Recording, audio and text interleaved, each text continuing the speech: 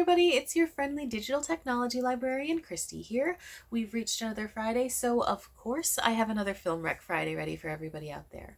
Now, today is actually the 40th anniversary of International Dance Day, and as a massive, massive fan of the art form, I'm super excited to be able to share this little list I put together for you that features films with incredibly talented dancers, brilliant choreography, crazy feats of athleticism, and so much more.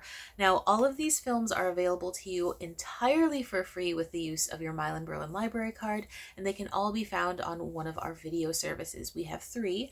Those are CleveNet's Overdrive, Hoopla Digital, and Canopy. So without any further ado, let's get into the recs. Okay, kicking things off with a recommendation from Hoopla, and that is for the 1972 documentary, I Am a Dancer. Now, if you are a ballet fan at all, you already know the name Rudolf Nureyev, one of the most lauded male ballet dancers in the history of, well, ever. And I Am a Dancer is all about him. It's really, really interesting to get to hear not only many of his dance partners, colleagues, peers talk about who Rudolf Nureyev was, what he was like as a partner, what he was like during rehearsals, but it's also really fascinating to hear his own input about what his career was like, you know, where he was mentally at different times throughout different ballets that he was working on. And in general, it just gives a really, really cool behind the scenes look at what ballet dance really, really is in the professional world. I mean, we've all seen tons of movies featuring ballet dancers and what it might be like, but this one, I mean, you really do get a sense of how stressful and how challenging it can be to be a part of a company. One of my favorite aspects of this particular Nureyev documentary is that we get to see the opinions of multiple dance partners he's had throughout his career. Probably his most famous collaboration was his long-time partnership with Margot Fonteyn. They did some unbelievably beautiful pieces together, and we get to see clips about those pieces, but hearing what the two of them had to say about each other was really, really incredibly beautiful too. I mean, you can tell that it's much more than just two people who danced together. They were friends, they were colleagues in a way that is bonded much more deeply, and it's really kind of beautiful to hear them. And the same to some extent goes with the interviews that they do with like Carla Fracci and Lynn Seymour, who are also well-known partners of Nureyev. But really that depth of insight comes from Fonteyn.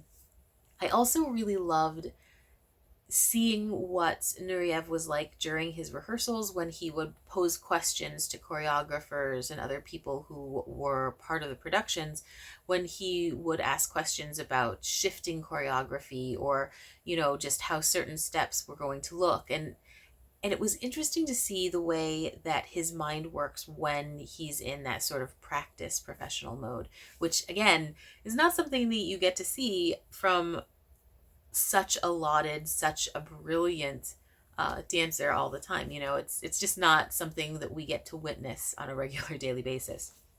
So if you are a classical ballet fan, if you like performing arts history, if you are interested in arts history of any kind, whether it be with ballet or music or whatever, this is such a good documentary to be able to get those insights and the behind the scenes glimpses from all of those different people that you'll be able to hear from, because for the most part a lot of them are just not with us anymore. So getting to hear insights from people who came before, who really changed the art form and really influenced the way that it is today, you know, definitely check out I Am a Dancer. Absolutely brilliant. Certainly for fans of Nureyev in general or ballet in general, but also just for arts history fans too. So make sure that you check it out. Available on Hoopla. Okay, so my next recommendation, which is also available on Hoopla, is for 2009's Fame. So I really, if I'm totally honest, kind of waffled on whether or not to put this one on the list. I'm a massive, massive fan of the original version of Fame, which came out in 1980. I think there is a truth and a reality to the performances and the storyline and the music and just across the board, everything about that particular version of this film that I think is sadly lacking in the 2009 edition. That said, in this particular iteration of Fame, I do think that there are some exceptionally solid performance sequences that think make this movie definitely worth checking out, especially if you're a fan of dance, if you like music, if you just are looking for something that is entertaining, not super deep, with really solid adult performances. I will say the adults that they cast in this are all amazing, and you'll absolutely recognize those actors. You've got Bebe Neuwirth in there as their primary dance teacher. You've got Charles S. Dutton. You got Kelsey Grammer. I mean, these are very recognizable faces. Oh, and Debbie Allen, of course, she plays the president, or not the president, the principal of the school. In any case, adult performance is excellent. The kids acting, hit or miss, not gonna lie. But the dance sequences, especially, and at least one of their singers are really, really exceptional. So if you are looking for the performance elements of a film, this one's one to check out. So, okay, basic storyline. Fame is all about a high school of the performing arts based in New York. Throughout the course of the film, we follow a set group of students from their auditions all the way through to graduation, and we get little glimpses and insights into their life. Like most teen shows, it's going to have tons of drama. Tons of drama. They do try and deal with some elements that you would absolutely be dealing with as a performer who is growing into themselves.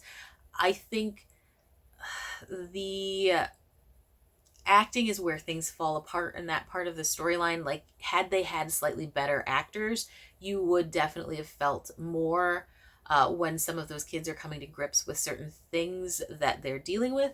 But again, that's not why I'm recommending this one. I am, again, recommending this because of those performance sequences. There's one in particular that, if you watch nothing else of this movie, I strongly recommend.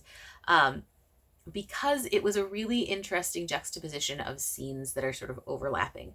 On the one hand, and this is a little bit of a spoiler, but not too much. On the one hand, you're getting a sequence where a student is being told by a teacher where that teacher thinks the trajectory of that student's career is going to go post-graduation. On top of that, we have a dance performance going on. That dance performance is absolutely brilliantly done. And having those two sequences sort of overlapping, I thought was really, really fascinating as like a part of film in general, but just as someone who was looking to be entertained, I really, really liked it. There is a cover of Out Here on My Own, which is from the original movie, that is absolutely lovely. I really, really liked it. The original was performed by Irene Cara, but this new one is performed just as well, but very differently, by another young performer within the movie, and she's probably one of my favorite aspects of the film. So again, while I would definitely say acting, especially from the kids, is subpar, the performance, the actual dance performances in this are really, really entertaining and really, really eye-catching. So if you're just looking to be entertained, you want something with catchy music, you don't really care about the acting aspects of things so much, or the straightforward acting aspects of things so much, check out Fame. It's not a long movie, and it's definitely like light enough that you're not going to feel like overly weighed down by the end of it. So again, Fame 2000 from 2009, available on Hoopla. Moving along to my Canopy recommendations, the first of those is for 2014's Alexander Ekman's A Swan Lake. This was absolutely amazing. I'd been meaning to watch it for ages and ages. I'd heard so many good things about it, but I just never had the chance. And so when I finally sat down to watch the full thing this weekend, I was floored. Uh, if you are familiar with Tchaikovsky's classical ballet, Swan Lake, you know the storyline is pretty much the same across the board. If you're looking for the classical version of it, especially, films have taken heavily from that particular storyline and adapted it into like heavy drama plots, like Black Swan being one of them, to like other films that have bits and pieces of it. I mean, like Center Stage, Billy Elliot, they all grab from Swan Lake because it is so iconic. When you think of ballet, when you think of dancers, you think of those like white starched tutus, and then the striking difference between the white swans and the black swans and the different parts of the plot line that are going through. Ekman takes those elements that we all know and absolutely like spins them around in a blender. I In this, you've got elements of classical ballet, absolutely, but you also have contemporary dance in here. You have opera, you have straightforward theater, you have a ton of comedy, and I think that was what sort of took me back the most. I didn't expect for all of the silliness, and there is a lot of laughter within this, which there's not in the traditional ballet. I mean, not in the way that it is in here anyway. Um, and it was just delightful. Seriously, I had no idea what to expect. So what you hear about most when you hear about this particular version of Swan Lake is that they flood the stage with, I think it's 5,000 liters of water, and those sequences are amazing. There's no doubt about it. Like, those sequences of choreography are phenomenal, where you have all of the synchronicity within the dance troupe to begin with that we would have in almost any classical version of this. But then watching the way they interact with the water, and then the waves flowing up, not waves, but like the splashes up, and it just, there's such a kinetic energy to those sequences that it's just amazing to see. Um, the costumes are also fantastic. Not at all like your classical interpretation of this story. Like, you don't have the super starched out, for the most part, kind of tutus and everything, but you still have this really grounded feeling, like the whole everything, like from the sets to the costume design to the music. It's just amazing. And like certain ones of the characters that are portrayed differently than they are in the classical version are just so perfect. Like, I would not have imagined them this way until seeing this, and now it just brings an entirely different spin to the whole storyline. Um, there are a few more contemporary style dancing sequences that I thought were absolutely captivating. There's a set with two men and a female dancer that just the way they move is so unexpected and amazing, but still very bird-like. You absolutely get that sense of swans moving, but it's not the way you would see when they're all on point or doing, your traditional spins and jetés and all of these, like these more classical elements. It's sort of bringing just a different take on that same kind of story, and I just really, really loved this, everything about it. So if you are a fan of the traditional Swan Lake and are just curious what a different interpretation would look like, if you like, you know, massively brilliant combinations of different kinds of performance art, whether it be like singing, dancing, costume design, whatever, like this, I cannot say enough good things about it. So if you are interested in any of those elements, if you like dance at all, if you like theater at all, if you like music at all, check out Alexander Ekman's A Swan Lake on Canopy. You absolutely will not regret it. It is my pick of the week. Please, please, please check it out. Okay, my very last recommendation for this week is also on Canopy, and that is for 2018's Matthew Bourne's Cinderella. I am not a Cinderella fan. I've never really enjoyed this storyline. It doesn't matter if we're talking about the Grimm's fairy tale version, if we're talking about the Disney version, though I do like the mice, Rodgers and Hammerstein's musical. It doesn't matter to me. I am not a fan of Cinderella. I am, however, a big fan of Matthew Bourne's choreography, and when I watched this, I was shocked to find I really, really, really liked it. I'm even now absolutely shocked how much I like this one. Um, in this particular adaptation of the story, you do have, of course, Cinderella and her prince. And that central love story is what feeds this particular tale. But it's done in such a way that I was absolutely captivated. One, you have incredible dancers in this particular iteration. They are just amazing, especially the woman who plays Cinderella. She's just absolutely captivating on stage. But you also have a take on the storyline that I could actually get into. So rather than being some like fanciful kingdom where, prince's family decides to give a ball so that he gets a wife and blah blah blah. This takes place during World War II. Uh, Cinderella and her prince, who is actually an RAF pilot rather than a prince, meet on the night before like one of the big blitzes, and it's in those few moments that they get to dance together and they get to fall in love. And considering the sort of heightened emotions of everyone and how like a lot of people did have sort of those overnight romances, it just really felt much more believable, organic. Whatever you want to call it, it just felt more true and more realistic, to at least to me. You do have elements from the original story that are still there. You have a wicked stepmother. You have, well, the father is not dead. He is not really present in the way that you would usually find parents to be.